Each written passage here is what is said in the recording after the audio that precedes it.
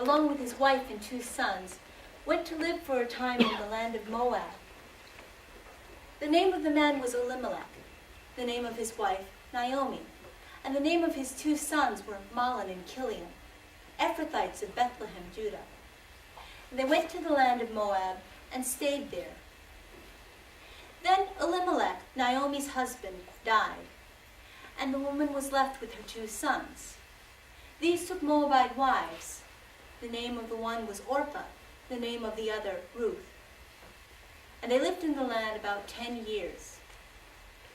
Then Mei-Lin and Kilian also died, and the woman was left without her 2 sons or her husband. So she arose in the land of Moab, together with her 2 daughters-in-law, and prepared to return from there. For she had heard in the land of Moab that the Lord had come to his people and given them food.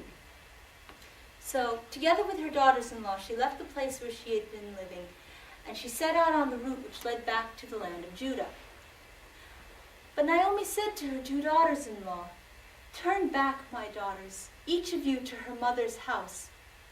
May the Lord show you kindness as you have shown to the dead and to me. May the Lord grant that you might find rest, each of you, in the home of a new husband." Then they raised their voices and wept aloud, and they said, "No, we will return with you to your people."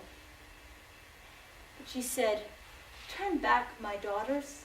Why would you come with me? Have I yet sons in my womb that they may be your husbands?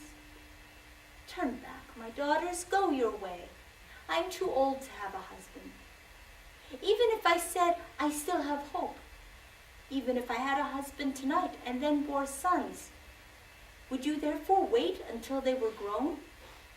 Would you therefore hold off from marriage for their sakes? No, my daughters, for it is far more bitter for me than for you, for the hand of the Lord has gone out against me." Then they raised their voices and wept aloud again, and Orpah kissed her mother-in-law, but Ruth clung to her. And Naomi said, "See, your sister-in-law is returning to her people and her gods. Go, follow after your sister-in-law." But Ruth said, "Do not urge me to leave you, or to turn back from following you. Where you go, I will go. Where you stay, I will stay. Your people will be my people, and your God, my God. Where you die, I will die, and there I will be buried. May the Lord do so to me, and more besides, if anything but death separate you from me." When Naomi saw that she was determined to go with her, she said no more. And so the 2 of them journeyed on together until they came to Bethlehem. When they arrived in Bethlehem, the whole city was stirred with excitement because of their arrival. And the women of the town said, "Can this be Naomi?" But she said, "Do not call me Naomi. Call me Mara, for the hand of the Lord has dealt very bitterly with me. I went away full, but the Lord has brought me back again empty. Why call me Naomi, since the Lord has testified against me, and the Almighty has afflicted me?" Such was Naomi's return, and with her Ruth the Moabite, her daughter-in-law, who came back with her from the land of Moab. And they arrived in Bethlehem at the beginning of the barley harvest. Now Naomi had a relative on her husband's side, a worthy man of the family of Elimelech. His name was Boaz.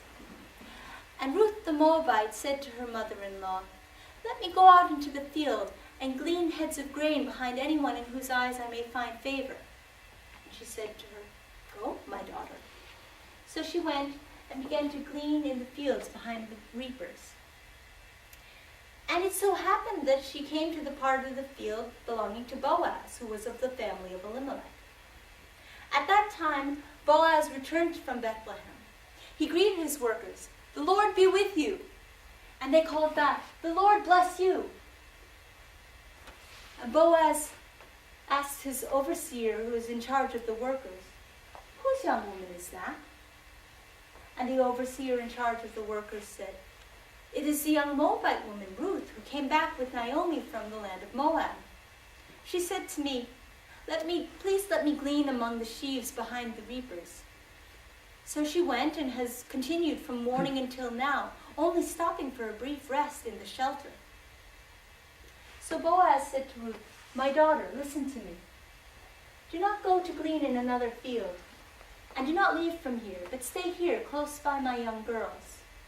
Keep your eye on the field that they are reaping, and follow along behind them.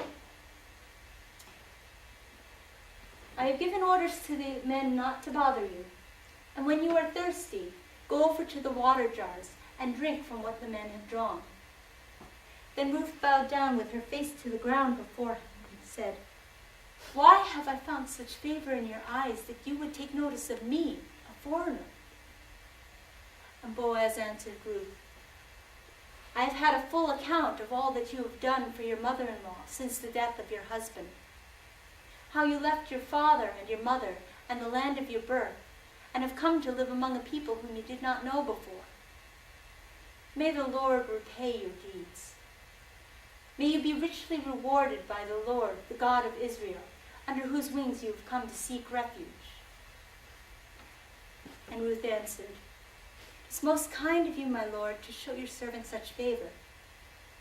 For you have comforted and spoken kindly to your servant, even though I am not so much as one of your servant girls." At mealtime, Boaz said to her, "Come, have some bread, and dip it in your crust in the wine vinegar." So she came and sat down beside the workers, and he gave her roasted grain, and she ate her fill and had some left over. When she rose again to glean, Boaz gave orders to his workers, "Even if she gleans among the sheaves, do not interfere with her. In fact, pull out some of the stalks from the bundles and leave them for her to pick up, and do not rebuke her." So she gleaned in the field until the evening, and when evening came, she beat out what she had gleaned, and it amounted to about an ephah of barley, which she took back with her into town. When her mother-in-law saw what she had gleaned, and she also brought out what she had left over after she had eaten her fill, Naomi exclaimed, "Where did you reap today, and where have you worked? Blessed be the one who took such notice of you." So Ruth told her mother-in-law all about with whom she had worked, and said, "The name of the man with whom I worked today is Boaz." And Naomi said, "May he be blessed by the Lord. He has not stopped showing his kindness to the living and the dead." And she added, "That man is a relative of ours. He is one of our near kinsmen." And Ruth said, "He also told me, 'Stay with my workers until they finish all my harvest.'" And Naomi said, "It would be good for you, my daughter, to stay with his girls, rather than go out to some other field where you might be harassed and come to harm." So Ruth stayed close by the servant girls of Boaz, gleaning until the end of the barley and the wheat harvests.